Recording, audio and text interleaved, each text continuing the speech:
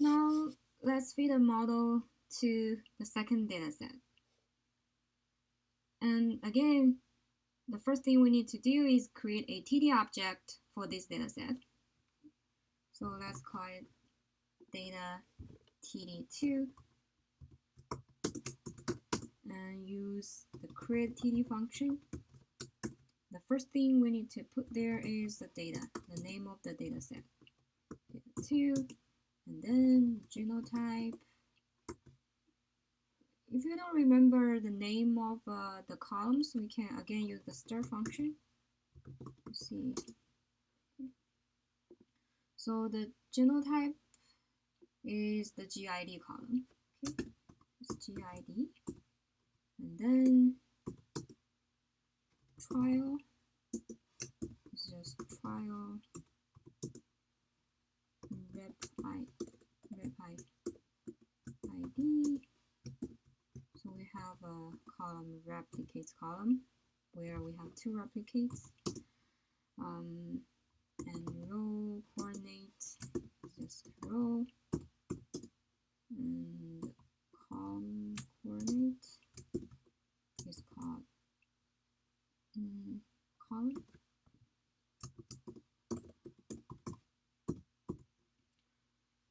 And plot ID is equal to plot. The last one, the subblock, it has a column called subblock.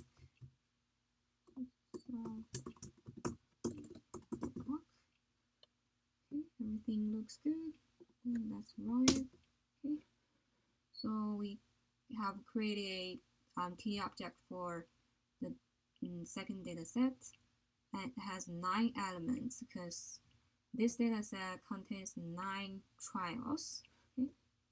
If you do names of data TD2, it will give you names of these trials. Another thing I want to point out is that if you want to feed a model to the whole data set as a single trial, you can create a new column. Okay, for this data set, let's name the new column as trial 2. Okay. And we have to give a value to this column. So just make it 1. And then let's create the TD object for this single trial. So most of things are exactly the same as this one. So let's just copy it. But we need to do some modifications. First, for this trial variable, instead of the original trial, we just put trial 2 here because trial 2 only has one value. So we just make all the observations from the same trial. So because we just give this trial a single value. Okay. And then subblock, let's use we can change this. Maybe we can change the subblock to the original trial.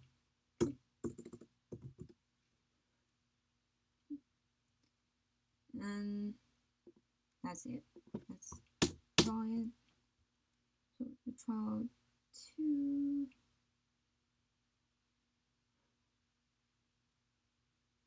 No common data. Sorry. It should be data 2 instead of data TD2. Okay. Because we want to create a column for the original data set. Okay. That's it. So you can see here, the data TD2 single is just a list of one element. And if you say data TD2 single, then you only have one trial. So now if you fit a model to this TD object, it will fit a model as a single trial. Okay. Because we just made some changes to data TD2 by mistake, so let's rerun this line. so that make sure that this data TD2 has 9 elements. Okay. And then let's get a summary of this TD object. Okay. So we put data TD2 here. Then the trial, let's say we want to obtain a summary for trial 1. And note that it is also possible to summarize the data in a TD object for different groups. And this can be done using the argument called group by. And here, let's group it by rep ID.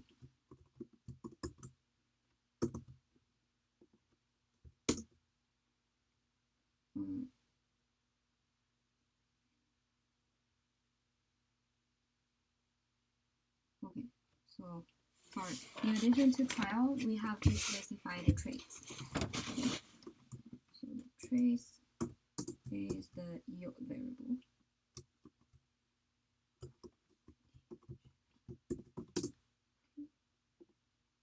I think that's it. So let's see what we get. So it displays 3 main summary statistics for each group. Okay? Number of observations, mean, and standard deviation. Okay? And again, you can use the parameter what to see more statistics. Okay? Say we want to see the median and say again the standard deviation. We only want to see these 2 statistics.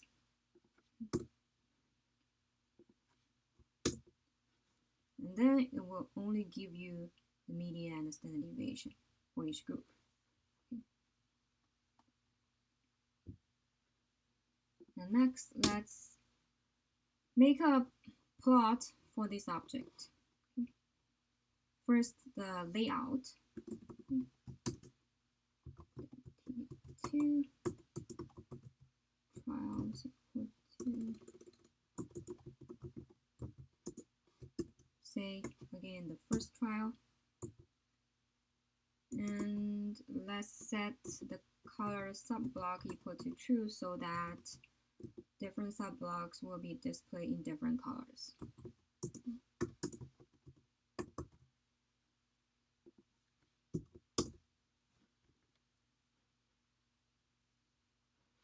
You can see here, this is a plot of the layout of the first trial with 12 subblocks in 12 different colors. And next, let's make a box plot. PD2, and we need to put plot type as box and trace as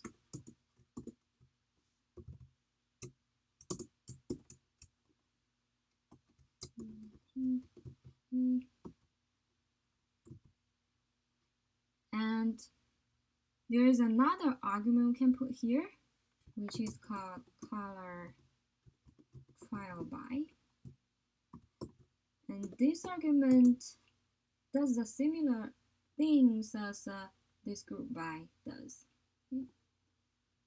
That means it will create box plots by group.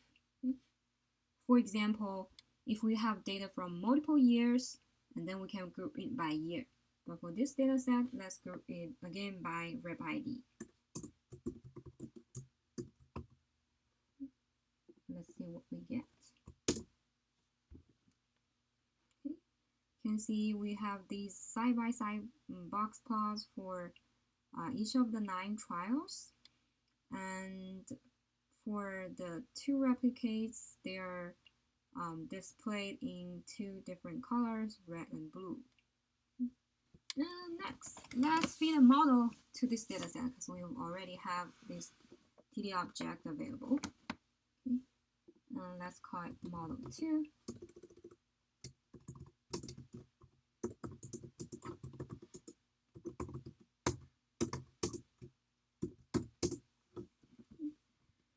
So use the td function, and the td object is equal to data td2, and we put traits here.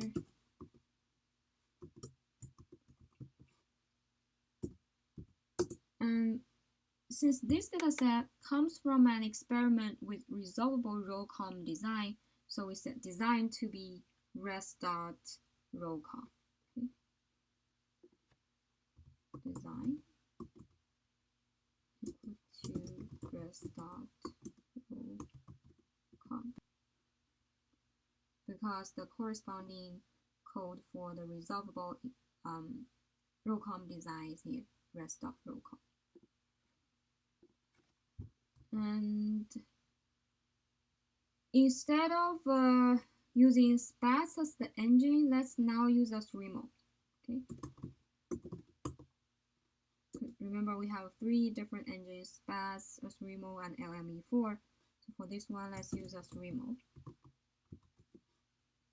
And because ASRIMO can be used to fit a spatial model or a non-spatial model. So if we want to fit a spatial model, we need to set the spatial argument equal to true. And trial is equal to 1. This is trial or trials. Let's try. Let's do big TD. It's trials.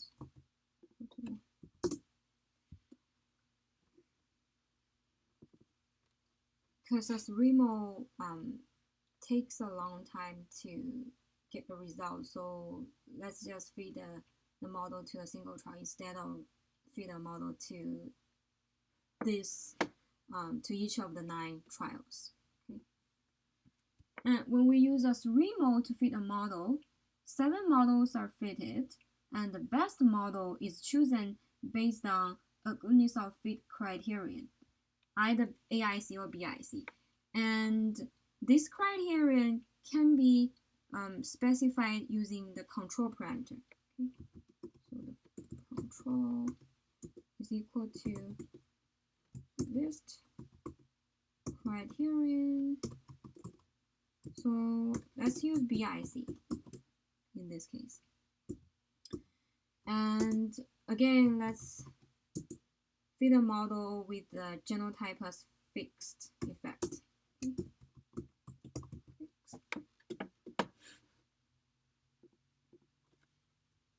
I think that's all.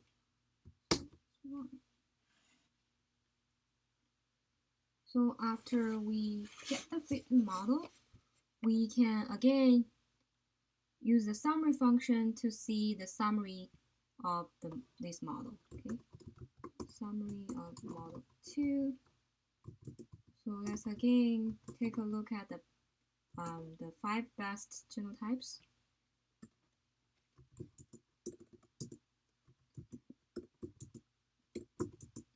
Trial equal to 1.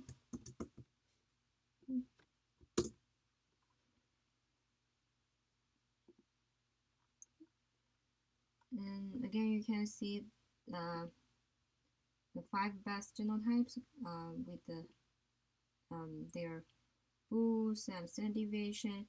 And in addition to these, it also gives you the standard error and the least significant difference. Okay. And since this model is fitted using ASRIMO, and actually we can see an additional summary statistics by this line of code, which is the print function. But this can only be done if you use if you fit a model using ASRIMO. Okay, so model 2, the first trial. We only have the model for the first trial. And we do some summary table, and for this yield variable, and let's set digit equal 2, so that all the statistics will only keep 2 digits in the decimal place.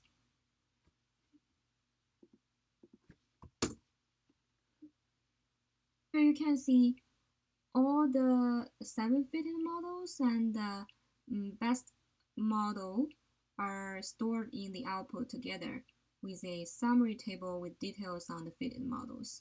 And the best model with the lowest BIC is actually the first one. It's like non-spatial model, okay, for this one. But we can also see this model also has a good BIC. These are very close, 37, 38. And finally, again, let's make some plots for this fit model. Okay. We plot model 2, and we do plot type equal to base,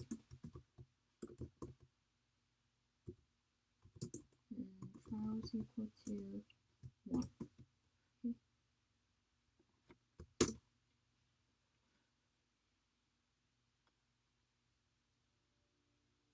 So again, we see 4 plots. Histogram for residual, QQ plot for residual, residual versus fitted values, and absolute value residuals versus fitted values. We can also make a spatial plot for this model. Plot type equal to spatial,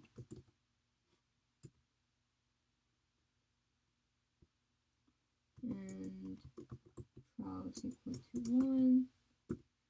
And please note that here for the spatial plot, the spatial trend can be displayed on the original scale or as a percentage, where we can use the argument spar trend to specify which one we want to see, the raw or the percentage. Okay. So if you make it equal to raw, which is the default, then it will the spatial trend will be displayed on the original scale. But for this one, let's put percentage here, so that the spatial trend is scaled. That is, it will be divided by the average of the observed response variable of interest across the field and displayed as a percentage.